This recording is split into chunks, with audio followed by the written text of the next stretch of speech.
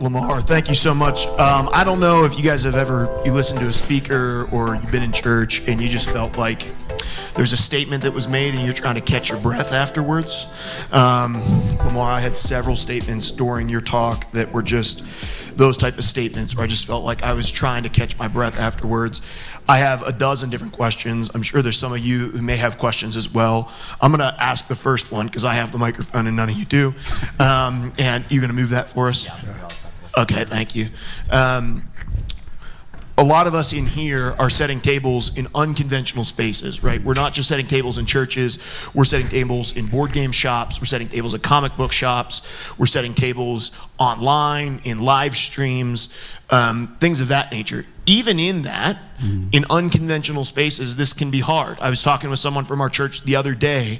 We do a ton of encouragement. Get in the chat, say hello, we just want to welcome you. And someone who said, hey, Pastor, just so you know, I'm always in church, but the chat is overwhelming to me, so I don't say anything. And even in that, it was this moment where it's like, man, even in this space where I think that I'm creating a space that anybody can come and sit at this table, it can be hard.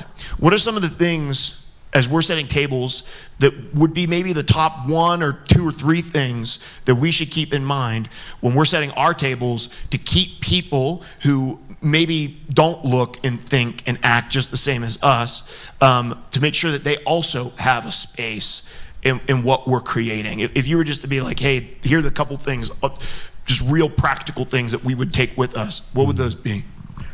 Yeah, I would start with what you said, that the person said that this is overwhelming, and then acknowledge that, right? We talked about increased learning.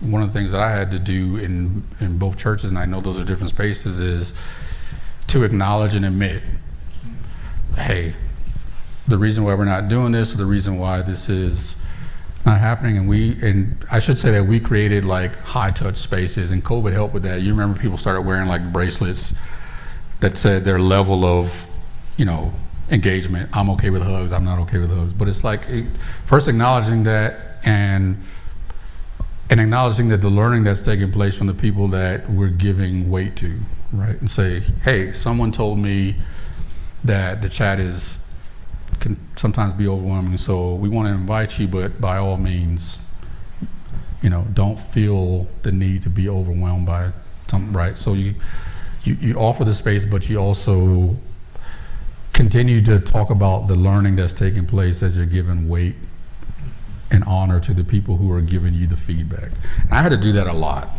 right? Because a lot of our church is the same, right? 2 fast, 1 slow, and then the preaching and all these other things, and we had to change things, right? But I had to publicly acknowledge that I was learning from the people who were telling us that this is a barrier. And the reason why that is for part 2 is because that's a part of the essence of planting the seeds for changing the culture, right? As a leader, acknowledging that I'm learning, and as a church, we're learning, and we're giving a lot of weight to the people that we want to prioritize, and it encourages our congregation or the people that we're serving or ministering to also engage in learning. Because at the end, you don't want to be the only person who's championing this inclusion movement, right? We want it to be everybody who's in the seats. And so I had to do a lot of that and learning, telling people that I'm learning, this is what, we're not gonna do this anymore because this is a challenge for us. So I would say those are part of the 2 biggest things, especially because the spaces that we both serve are so different. So a lot of the concepts that I talked about, at least the abstract things, have to be translated into a totally different space, which also means that, it has to be like Paul. We have to have our fingers on the pulse of what our space looks like, and what do these things that I talked about look like in those spaces. Because I talk a lot about church, but that's what I do. So I would say that is at least the main thing. Yeah, well, I think there's probably not one of us in the room who's in nerd ministry in one way or the other that does not or has not engaged with people who are neurodivergent in one way or another, right? Like that is just super commonplace. Like for all of, like we just know that, relate with people who are neurodivergent, create spaces for that. But man, in the backside of that, I'm a heavy strategy person, right? Like I want to have the best strategy. I want to have an effective strategy. I want to have that clearly communicated. The other side of that sword is that then people who don't fit within that strategy feel marginalized, disconnected, like they don't belong, and that they should feel guilty for not being able to fit into my strategy. Yeah. And that's a huge eye-opening thing for me, is this idea of giving permission to belong without participating in Mark's strategy. And that's a really unique thing and challenge I'm going to take away with me, that's going to change the way we think about the way we do things. Yeah, can I say one more thing about that? And this is how I trained our staff. Like one of the things that, because there's a large part of me too that's like that, right? Like, because a large part of being on the spectrum is routine, and so I like things. But I realized, like, even with our children's ministry, when people are coming in, I talk about the families that come late. And, you know, most churches do this, so we have a cutoff time because we don't want to interrupt the learning. And so here's a question that I used to pose to our staff when we were trying to rethink things. And even if you went and talked to any of them at any church I pastored, they would tell you this question. I would always say, in the grand scheme of all things eternal, how big of a deal is this? Right? In the grand scheme of all things eternal. And so I would tell them, if a family comes 15 minutes late, you've already closed off. Again, they've been fighting lions and bears that you don't know anything about. They've been fighting with insurance companies all week, IEPs all week. They're fighting, trying to get medicine for their child, and they braved all of that to show up to church, and they're 15 minutes late. And I know we have a policy, but in the grand scheme of all things eternal, how big of a deal is that? And so that was the question that I always used to frame, because structure, there's some need for structure, but then there's some times where it's like, I don't know, that's really that big of a deal, especially if I want them to be part of this community. I could keep talking to Lamar the whole time. So I am not, and I want to leave at least some opportunity. If there's a question out here you want to ask Nate. Right, so I'm... Yeah. So just let me, for the stream so they can hear, Nate asked, I'm 5 years into a church plant. I've created that seat. We have people who are in those seats. When's the next step? How do I take the next step of elevating those seats to places of leadership and influence within my organization?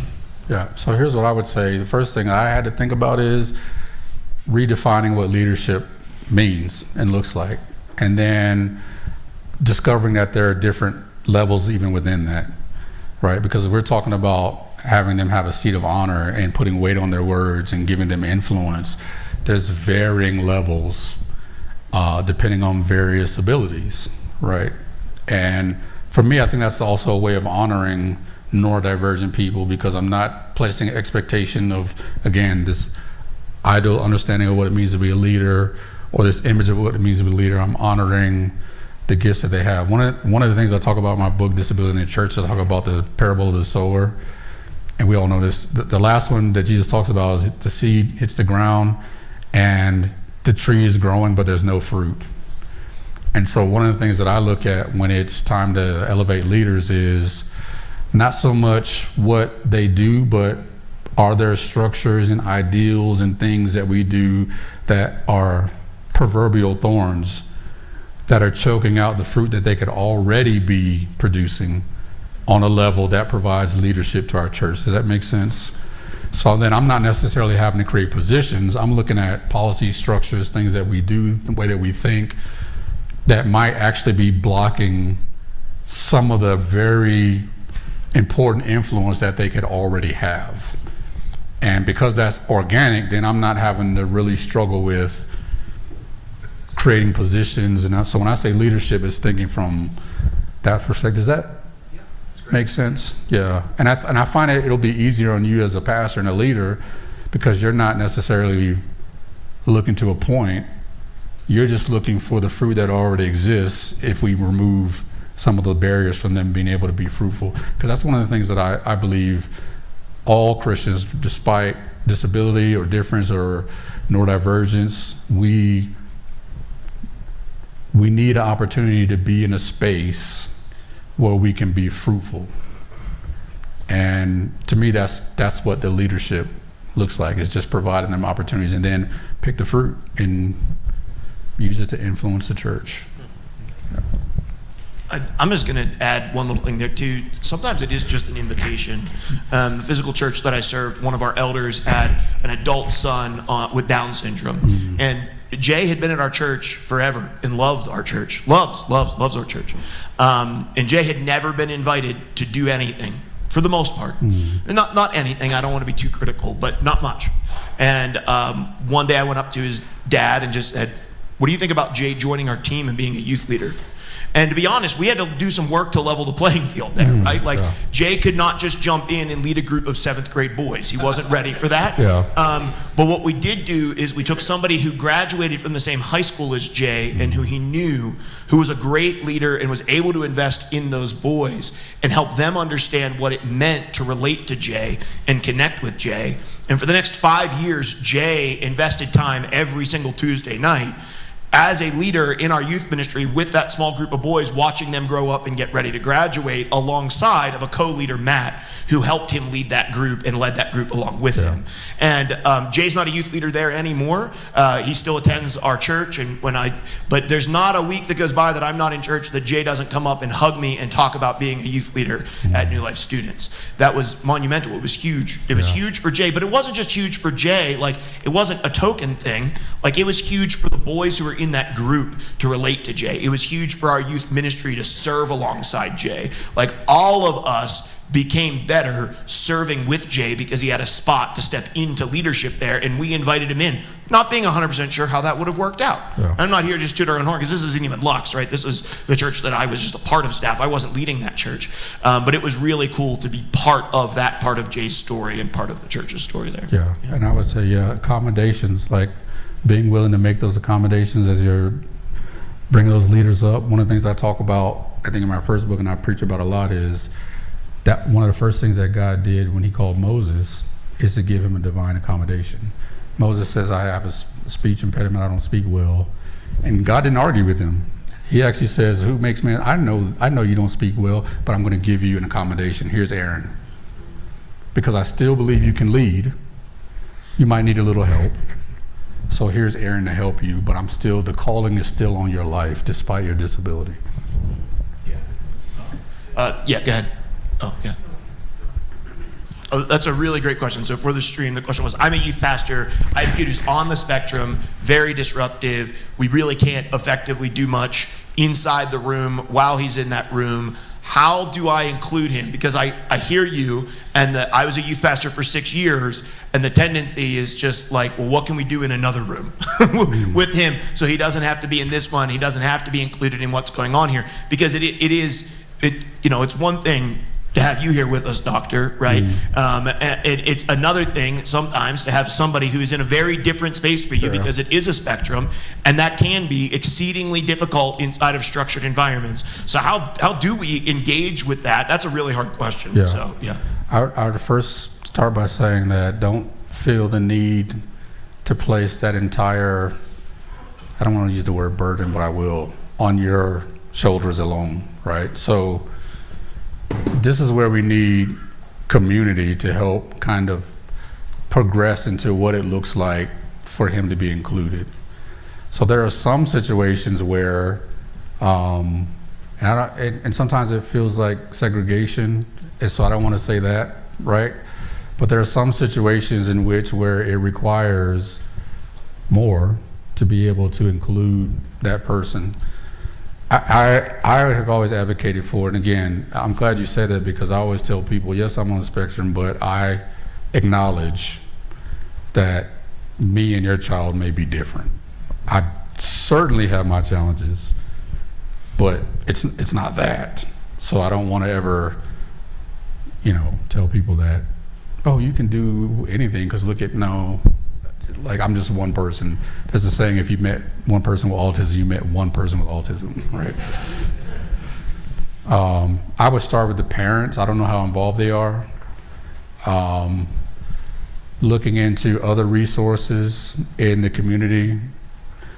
If you can, find out who are the teachers who work with him at school.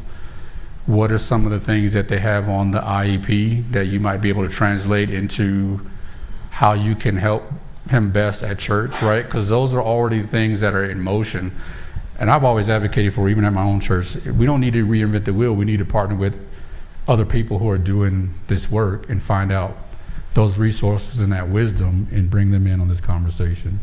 So if the parents are not that involved, maybe teachers, because I'm pretty sure that he has an IEP and there's specific things that are on that IEP that are to be done to help include him in school. I would try to tap into that. That's a little bit tricky because you have to navigate getting access to that. So that usually requires having a conversation with the parents. Are there people in your congregation who work with this population who may be able to volunteer and be a buddy? A lot of times it requires someone who's committed or a group of people who's committed to being able to give one-on-one attention and to try to be as consistent as possible with who those people are. And, obviously I probably should have started with pray, but I assume that we all do that. But also know that it's a process. So the thing I want you to hear most is, because I hear your heart, is don't go at it alone. This is something that requires a village, and to be okay with, for the time being, providing accommodations for him that keeps him and others safe. Yeah. And that might mean he's a part of the activities for 15 minutes and then he goes off with his buddy or mentor or grown up and they do the lesson together and then he comes back. So really creative ways, but don't be afraid to work it as a process and try to progress. But also remember to keep him safe, to keep others safe in that process. Does that help? Yeah, I really want to reiterate the idea of working with your school too. Mm-hmm. I think in the church world, we really I was a youth pastor. I wanted to reinvent the wheel of everything. It didn't feel like it was ministry unless I was doing something that I created from the ground up, right? It was, heaven forbid, I would borrow a lesson plan from somebody else.